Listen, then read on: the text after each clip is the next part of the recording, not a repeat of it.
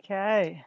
Welcome everyone to Ganya on the Road. So before this podcast, we had 3 podcasts presented by Pete and Luke about the update of where we're up to in 2022 with this whole situation that we find ourselves playing out in. And they've forensically unpacked the details and the science behind what's been going on. So us chicks here thought that we might unpack it on a spiritual level, as they've touched on as well.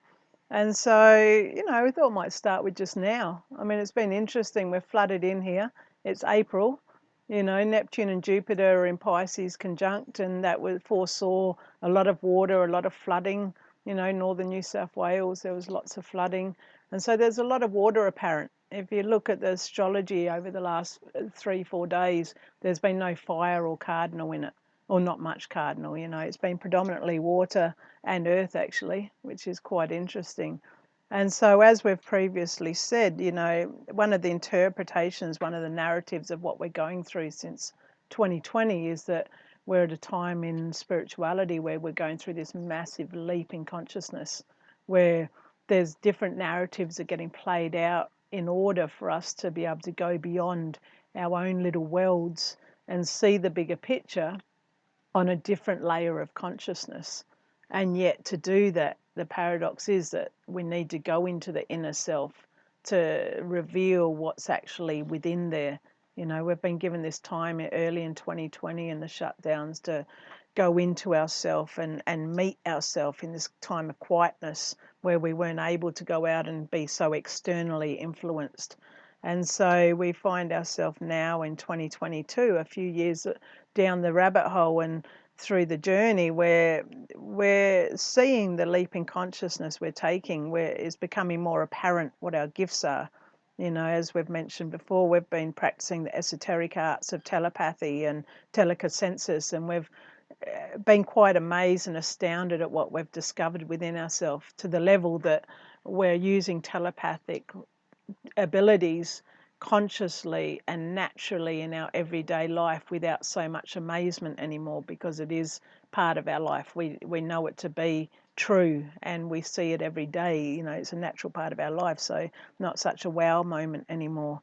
And so it brings us to now in this time of, where a lot of the astrologers say that we're in a really intense time of transition and the pimples bursting, and a lot of truth is becoming apparent. So, given all that, for those people out there that are focusing in on this in a spiritual angle, what does that mean? How would you interpret what's going on now, Tats? I feel I can only really speak from my personal journey of it all, and um, being highly sensitive, I've needed to step away from the consensus reality of what's going on. Um, because it would be easy for me to collapse into that and to fall into the fear and fall into that sort of what the hell's going on, and what am I doing here, and that being said, I did fall into a little bit of that along the way, um, and I felt for me what was important was to actually shut that out and not to remain ignorant.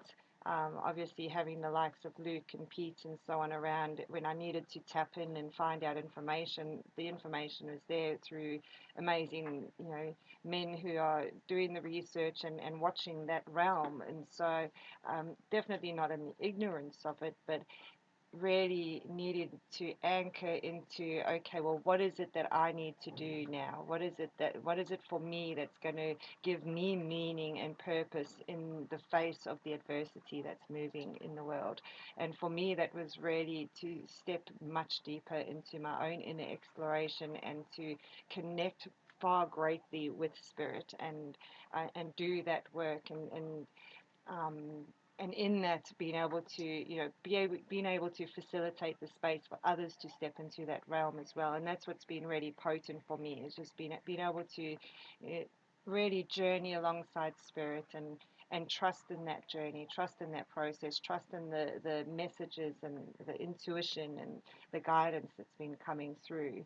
And in that process, I feel I've become stronger in my own being, stronger in my resolve and my strength, and stronger in my communication with others as well, and being able to, as we are talking about before, but being able to really step a little bit deeper into compassionate expression, in the acknowledgement that others are collapsing into the fear, others are on, in the thick of it in other places, whereas, I've been quite fortunate where I've been largely unaffected by the consensus reality happening in the world. Um, but really just acknowledging that yes, there are people that are in major struggle and in the intensity of it, and so how can I hold myself as strong as I possibly can so that I can be of best support when I'm called to step into to help others. And so for me, it's been the opportunity to step into a deeper space of service in the community has been very enriching in my own soul, and really anchoring more into the spiritual work that's available, and the spiritual expansion and growth that's available through this whole experience.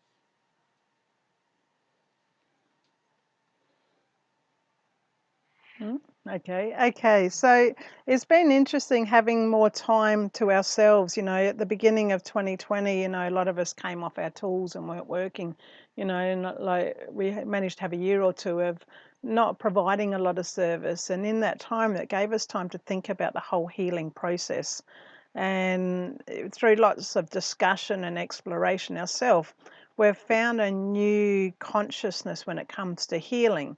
Like in the past, in the predominantly Piscean time, if someone was suffering, we felt our need as healers to go in and to stop that suffering for them.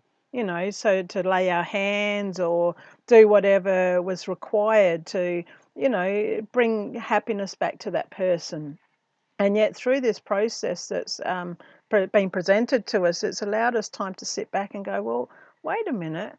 If we don't go through these processes with our karmic journey ourselves, individually within ourselves, then how are we ever going to find long-lasting benefits in our continuous life? And so we came to see that we, as healers, in our old way of working, we were actually interrupting the flow of someone's karmic journey, and we were interrupting the flow of them finding that learning that went with the journey of doing the healing themselves. And so it's brought us to a time now in our capacity as healers, saying, well, what role do we carry now? Who are we now as healers? And one of the notions that has been presented to me over this time is that, well, ignorance is a big part of our suffering that we find humanity in right now, which has been totally presented through the narratives, truth, not truth, and so as a healer, we can actually touch more people by providing teachings to give people information so they can take the information as they wish and do something with it, rather than us going in and just stopping the situation from happening. And so, we've at Ganya, we've put a big effort into our teachings, as a providing to the community an access point to access more understanding if that's where they're up to in their karmic journey. And so it's a very interesting time of re-looking at our roles right now. And I know, Tats, you've also gone through this process in your journey. So what's brought you to be working with sound now? Um, in my exploration of sound and the growth into it, I've really recognized the ability to just be able to work on that energetic frequency level without even, like you say, putting hands on or, um, you know, affecting another's journey in a way that is actually not supportive of their own growth. And um, the feedback that I've received from people, and when we're in some kind of session, sometimes there's big emotion that arises, and the sound really, it feels like it allows each individual person the opportunity to journey into where it is that they need to go without being led by anybody. What needs to come up comes up for them, and to the degree of what they're able to cope with in that particular moment. If we're in a group space, there's whatever comes up, and sometimes I might get the call to do a bit of one-on-one work. And again, it'll be mostly just with sound and allowing the person the journey to go where they need to go. And on an energetic level, I can feel in my own being, I can feel when I'm in that space of, playing the instruments, and um, I can feel the energy of the people around, and I can feel what's needed, and spirit brings through exactly what's needed. And from that space, especially with our sunset sessions and so on as well that we've been doing down in Airlie at the beach, um, I've felt the energy in my own being shifting massively, and I can feel the intensity, and I can feel the beauty and the love when that's there, and it's just really been absolutely potent. And um, just in the short little thing I did on Sunday at the Health and Harmony, the feedback that came to me afterwards was just really profound. And you know, just it might be just one instrument that calls to a being, and there was one lady who happened to be, she heard all the other sounds, but then she heard the flute, and she had to come out, and she was drawn out to the flute, and she said it just shifted something in her, something's moved. And so to be able to just be from that absolute distance and playing what you're playing, and to have that effect on somebody, it feels to me that people are a lot more open, a lot more receptive, a lot more aware, um, of of this conscious awakening, and a lot more aware of the frequencies around them, and so they're becoming Mm. more and more sensitive to these things. And so sound has just been such a profound, beautiful way of bringing healing through without interfering in the person's individual journey as well. And it's interesting, Barbara Hand Clow looks at sound coming in through the seventh dimension. She sees the dimensions as interrelated, that we're not trying to get to the fifth dimension. What we're trying to do is to be consciously aware of ourselves in every dimension. And so in the seventh dimension, she recognizes sound as being the major influence on all the dimensions, and that sound filters down through the sixth dimension, which is geometry, sacred geometry, yoga, astrology. She sees as the sixth dimension, and so the sound comes down and is fractaled through all these shapes and everything, all the energy that comes from being sent through these angles and shapes, and then comes through the heart space of the fifth dimension down. And then she says it actually comes down, straight down into the second dimension, which is just under the layer of the earth, the elemental part, which is what we're physically made up of in our carbon and becoming more fibro structure. And so as this sound goes through the sacred geometry, through the unconditional love of the heart, into the elemental layer of the earth, it's able to reflect back into us. And so it's just extraordinary as we go down the rabbit hole into research of the multidimensional self, and how we can consciously now operate on all levels at all times without even, it's almost like it's not about what's the chicken and the egg anymore. It's more like, well, where are we intuitively being drawn to place our focus? And so for Tatz, in watching her evolution through her journey as a spiritual teacher and healer and facilitator, as sound has come as a major part for you, Mm. in your process.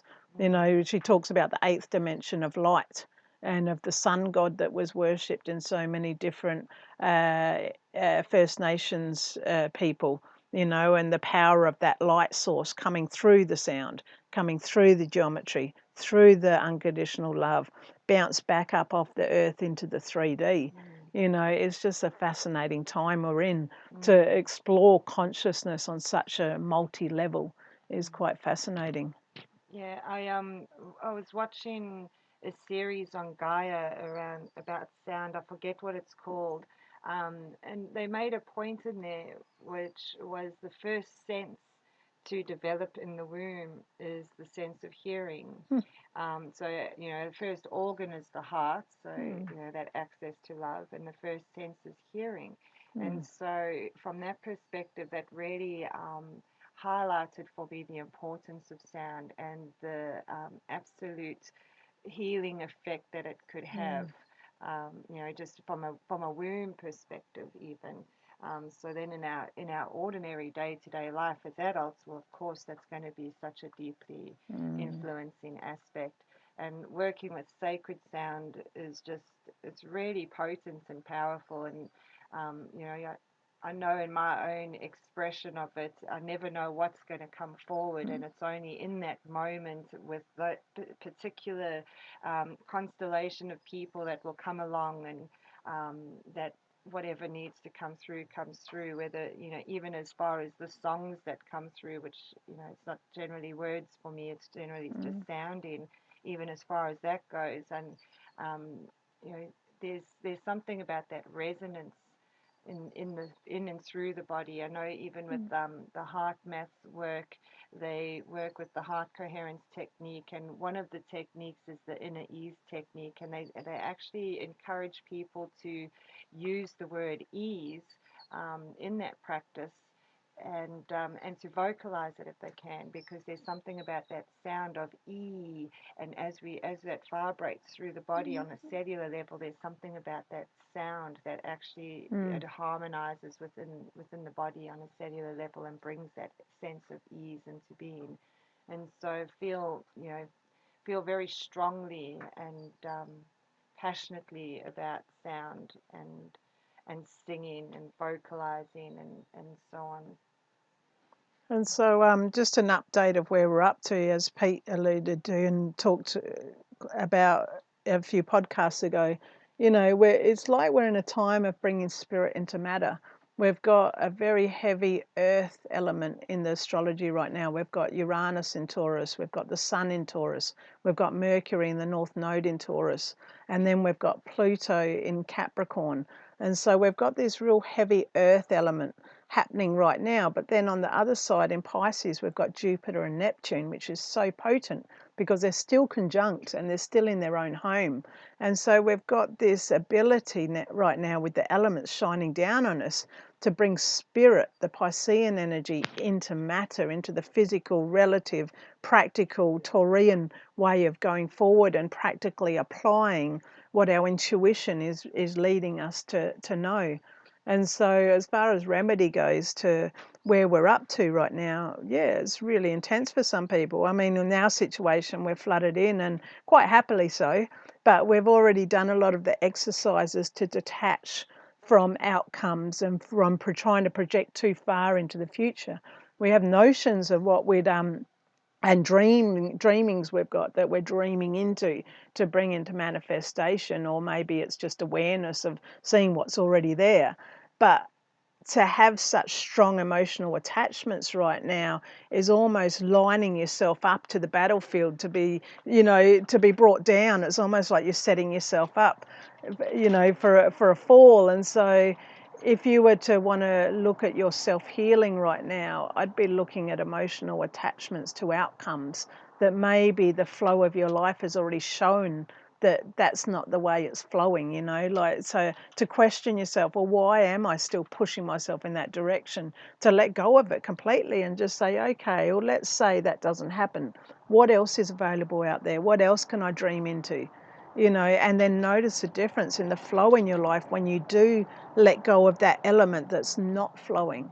I mean, we've been given this amazing opportunity to bring about great change. We're in a time of great change. We're in a time of, Pluto just oxytorching the structure, like just bringing it to its knees. And so it's time to form the new beginning. And this new moon we've got on Sunday, coupled in with the eclipse, the lunar eclipse, is saying, hey, all new beginning time, guys. What do you want? We gave you the Jupiter Neptune a few weeks ago to get you started, to get you thinking about your dreams, to get you in touch with your dreams. All right, well, we're going to give you this new beginning moment to actually go forth and put spirit into matter. Let's do it. So if that's not a part of your reality right now, well, it might be time to let go of a few things. to get real. Talk to someone you trust who isn't caught up with an outcome that you need to take part in for their happiness, and just bounce a few ideas off with them, or maybe yourself with your journal. Pull a few tarot cards, get a bit of guidance. Be open to just playing the game. It's just a game, life. We're only here for a moment. We're just playing out this physical thing for just a moment. So get as caught up in it as you want, or enjoy the game. Yeah. And I feel one of the things with dreaming into our reality and making manifest what we choose for ourselves. One of the things that I've sort of learned along the way, and to touch on that non-attachment to the outcome, is to really just dream into the felt essence, as opposed to dreaming into pictures and stories. The pictures and stories, you know, Great Spirit handles those details and can create things way more magically than what we can. And so, whilst we might have a particular path that we're journeying along, it's really important for me anyway, to just dream into the felt essence and what lies in the feeling of what it is that I'm wanting to manifest in my world, and what is that there for me, and feeling more into that space, and from there then life brings it all through in this magical way that far surpasses anything that my little mind can imagine, and that's where the magic happens, I believe, and I feel anyway. And so yeah, the felt essence, and even moving through things where we do have attachments and where it might be difficult to let go.